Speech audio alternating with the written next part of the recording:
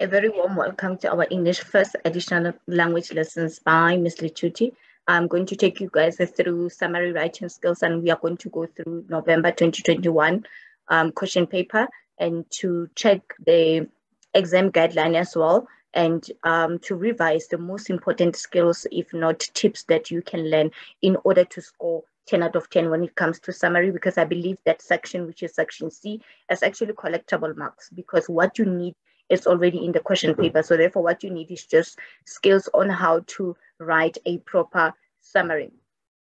And knowing also that it is also important to know the definition of the word summary, right? Meaning that a summary will be a shorter version of the original text. It means that you will go through the original text, and then what you therefore need to supply or to write is the shorter version of what you have just read. Now let us go through the tips that I've just outlined here. Please ensure that when you write a summary, you're not going to explain, because the second you start explaining, it means that you're going to prolong your sentences. And then also do not use conjunction, because the second you start using words such as but, and, so, because, you are prompted to do what? To prolong your sentences and to explain. Remember, in a summary, we are looking for a shorter version of the original text, not a longer version where now you're going to explain. Do not offer examples, do not explain, do not use conjunctions, right? And then do not quote verbatim. When you quote verbatim, it means you take word to word from what was written in the summary. You just do what you call copy and paste. Remember, the examiner says that you must summarize in using your own words. So you must have the necessary skills to use your own words. Now, do not change the idea of the original text. When you are asked to summarize, it does not mean you change the meaning of the original text in totality. What you do is you just take the original text now, you substitute that with your own vocabulary, with your own words, but sustaining, if not keeping, the original idea as it is from the text. Now, what is that you can use to summarize? You can use synonyms. What are synonyms? Words that mean the same, but they are written how? They are written differently. If maybe in the text they talked about you need to assist elders, you can convert that into your own words by saying you need to help elders. That becomes your own words. You have sustained the original text, the original meaning. What you did was just to omit one or two words. So it means that when you summarize, you don't need to change everything. You can omit one or two just to play around with words and then ensure that you sustain the meaning of the original text. Examples such as, if you don't want to say someone is rich, you can say somebody is wealthy. If you say you don't want to mend, you say you can repair. So synonyms are actually important when it comes to summary writing. Now, you're going to get a set of guidelines, if not question rules, like in this format where you'll be asked to write the summary. And then there will always be a summary instruction like this one that is bolded in red. Then in the 2021 November question paper, the examiner asks you how to write a professional email. So all the points that you're going to summarize must answer the summary instruction, that which says that how to write a professional email. It means anything in the text that does not show us how to write a professional email, we regard that as irrelevant material, meaning that you cannot summarize that point.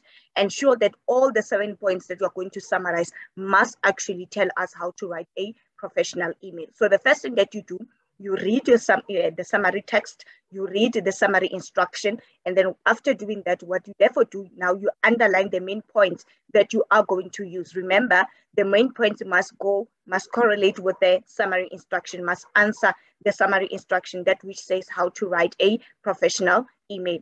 And then you must number your points from 1 to 7. Remember, we are summarizing in a point form in English file. We are not using a paragraph format. And then also avoid using the marking guideline format where you have quotations and own words. It is safer to always go directly into your own words, because sometimes even in the final examination, because of time and pressure and everything, or anxiety, you might end up forgetting to cancel or to indicate which one is which, that which can make you to forfeit marks actually. So it is important that you just summarize in point 1, point 2, point 2, point 3, up until point 7. And then another thing that I nearly forgot to mention is that please remember that when you summarize, each and every point must be independent, meaning that you must avoid to repeat, because once you repeat a point, it means that you are going to forfeit a mark. Remember, you need to get all the 7 points correctly in order to collect the 3 marks for language so that you get the total of what? The total of 10.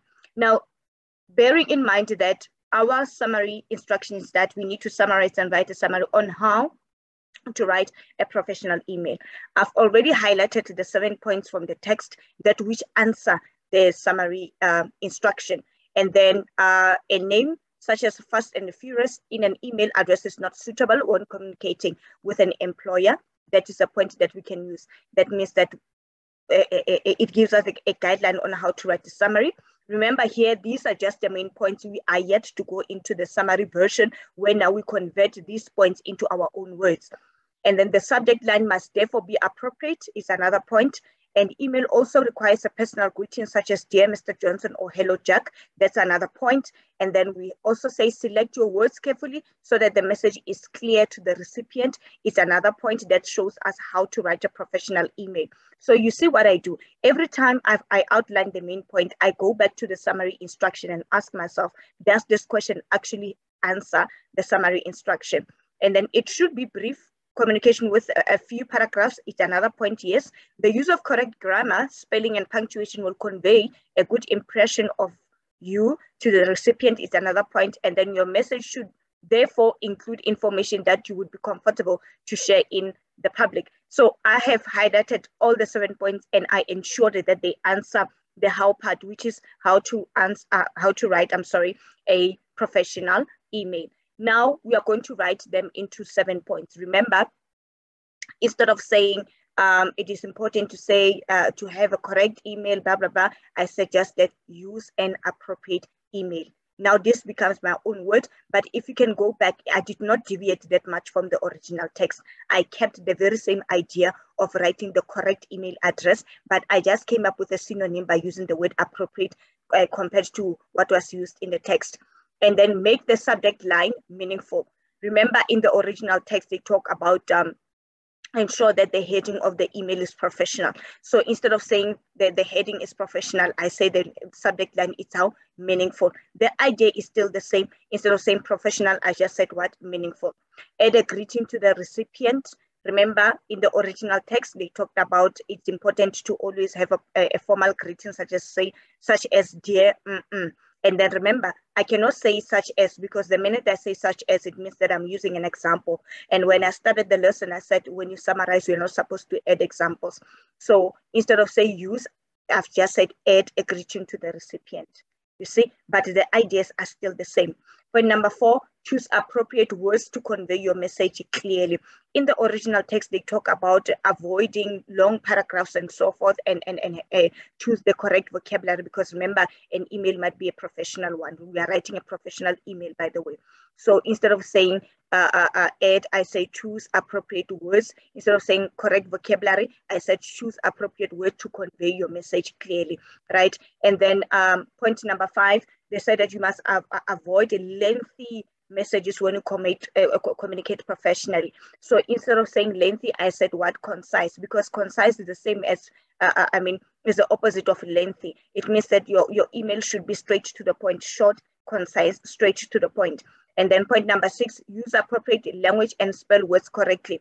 Number 6, if you remember, one of the points that I highlighted in summary, they talked about using the correct spelling and the correct grammar. So I changed that into my own word by just saying use appropriate. Instead of saying correct, I said appropriate. You see, synonyms that in the original text, they talked about appropriate. Correct. And then in my own words, I talked about what? Appropriate language and spell words correctly, right? And then provide information that you are happy to share with others. It's supposed to be in public.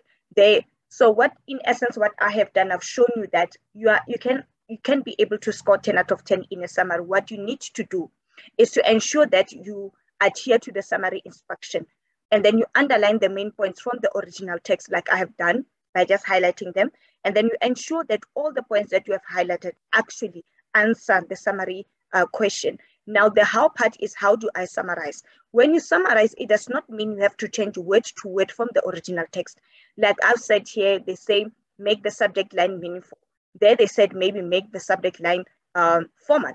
and then add a greeting to the recipient. They would say maybe use a professional greeting. I would say add a greeting to the recipient. In the original text, maybe they will say point number 5, another example, keep your message concise. And maybe they said, ensure that your message is clear. So instead of saying ensure, I say keep. Well, see, ensure, keep your message how? Instead of saying clear, I say how? Concise. I only changed 1 or 2 words in each and every sentence, ensure that my sentences are shorter. And then at the end of the day, you must also outline the total number of words that you have used. And I've managed to summarize with only 45 words. So if you can enrich your own vocabulary and have sufficient vocabulary so that you know how to substitute the correct synonym from the original text. And like I've said, the easiest way to summarize, don't change the sentence in totality. You may omit 1 or 2 words. Guys, I believe that this lesson was quite fruitful. And then make sure that now next time when you write that summary, indeed you do score 10 out of 10. Thank you so much.